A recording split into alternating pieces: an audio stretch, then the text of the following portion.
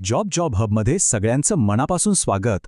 जरा विचार करा, मुंबईच्या या गजबजाटात एक अशी संधी दडलेली आहे जी वर्षातून फक्त एकदाच येते आणि ती फक्त फक्त एकाच व्यक्तीच्या शोधात आहे. चला तर मग आज आपण याच करिअरच्या रहस्याचा पडदा उचलणार आहोत.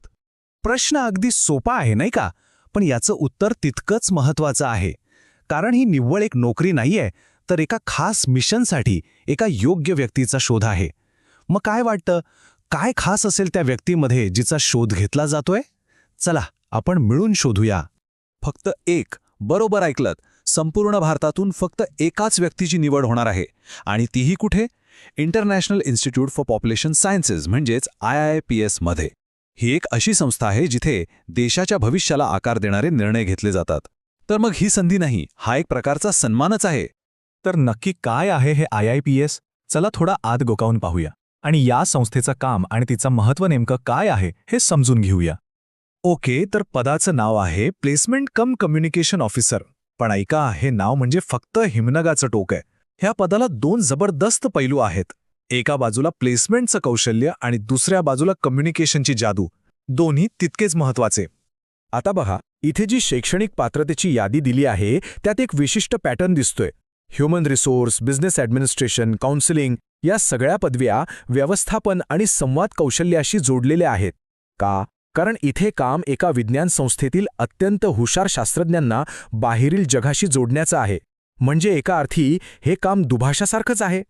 बरोबर, म्हणजे खरी भूमिका आहे एका सेंट्रल कनेक्टरची. संस्थेतील तीक्ष्ण बुद्धिमत्ता आणि बाहेरचं जग यांच्यामध्ये एक मजबूत पूल बांधण्याचं काम.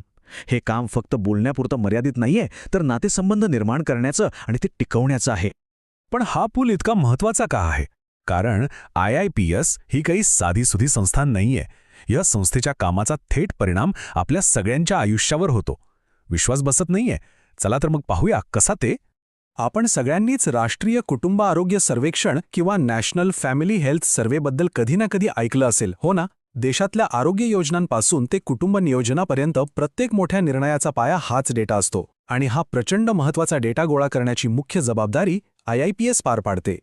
IPSचा डेटा राष्ट्रीय धोरणांना आकार देतो. हे वाक्य नीट लक्षात घ्या. याचा अर्थ काय होतो? की इथे काम करणं म्हणजे फक्त एक नोकरी करणं नाही, तर देशाच्या प्रगतीच्या गाडीचं एक महत्त्वाचं चाक बनणं आहे. केवढी मोठी गोष्ट आहे ही. पण म्हणतात ना, प्रत्येक मोठ्या संधीसोबत एक मोठा प्रश्नही येतोच. आणि या केसमध्ये तो प्रश्न आहे धोका विरुद्ध संधी. आणि हाच आहे तो 50,000 रुपयांचा प्रश्न. पगार तर खरंच खूप आकर्षक आहे, पण या आकड्यामागे एक छोटीशी अट लपलेली आहे. आणि ती अट काय आहे? चला बघूया. आणि इथेच तर खरी कसोटी आहे. एका बाजूला मन म्हणेल, वाह, महिन्याला 50,000 रुपये, करिअरच्या सुरुवातीला यापेक्षा चांगलं काय हवं. पण त्याच वेळी बुद्धी विचार करेल, एक मिनिट, ही नोकरी तर कंत्राटी आहे, स्थैर्याचं काय? ही लढाई आहे तात्काळ मिळणाऱ्या मोठ्या फायद्याची आणि दूरच्या भविष्याची. निर्णय खरंच कठीण आहे. बरं, जर या आव्हानासाठी आपण तयार असाल तर पुढचा मार्ग काय आहे? म्हणजे अर्ज कसा करायचा? चला आता ते पाहूया. लक्ष द्या, इथे चूक करायला अजिबात वाव नाही. 2 डेडलाईन आहेत. पहिली 20 फेब्रुवारी.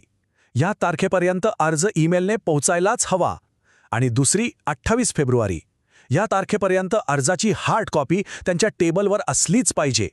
एकही तारीख चुकली तर ही संधी गेलीच म्हणून समजा. आणि हे नवं ऑफिस कुठे असेल? तर मुंबईच्या गजबजाटापासून थोडं दूर, देवनारच्या शांत हिरव्यागार परिसरात. जरा कल्पना करा, आजूबाजूला झाडं, शांतता आणि अशा वातावरणात बसून देशाच्या भविष्यावर काम करण्याची संधी. हे ठिकाण फक्त एक पत्ता नाहीये, तर एक प्रेरणास्थान आहे. हा आहे तो महत्त्वाचा पत्ता.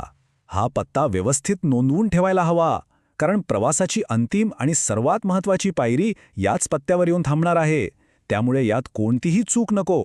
आता समजा निवड झालीच, तर रोजचं काम नेमकं कसं असेल? सोप्या भाषेत सांगायचं तर एका मास्टर वीवरसारखं, म्हणजे एका कुशल विणकरासारखं, जो वेगवेगळे धागे एकत्र आणून एक सुंदर वस्त्र तयार करतो. आणि हे आहेत ते धागे देशातले सर्वोत्तम संशोधक, मोठे सरकारी अधिकारी, नव्याने येणारे हुशार अर्जदार आणि उद्योग भागीदार, आणि या सगळ्यांना एकत्र आणून एक मजबूत जाळं तयार करणारा विणकर, हीच ती भूमिका असेल. म्हणजे देशाच्या प्रगतीचं वस्त्र विणण्यासारखं हे काम आहे. चला तर मग आता शेवटच्या आणि सगळ्यात महत्त्वाच्या पायऱ्यांवर एकदा पटकन नजर टाकूया. ही आहे अंतिम चेकलिस्ट. नंबर 1, अर्ज व्यवस्थित तयार करा. नंबर 2, तो ईमेल करा. आणि नंबर 3, त्याची हार्ड कॉपी वेळेच्या आत दिलेल्या पत्त्यावर पोहोचवा. या 3 सोप्या पायऱ्या ध्येयापर्यंत पोहोचवू शकतात. लक्षात ठेवा, ही फक्त एक नोकरीची संधी नाही, तर देशाच्या विकासात, प्रगतीत एक छोटासा पण महत्त्वाचा वाटा उचलण्याची संधी आहे. जर वाटत असेल की ही क्षमता आपल्यात आहे, तर मग थांबू नका. प्रवास आता सुरू होतोय. जॉब हबचा आजचा हा भाग पाहिल्याबद्दल खूप खूप धन्यवाद. आम्हाला आशा आहे की ही माहिती नक्कीच उपयोगी पडली असेल. अशाच काही खास आणि हटके करिअर संधींबद्दल जाणून घेण्यासाठी जॉबला सबस्क्राईब करायला विसरू नका.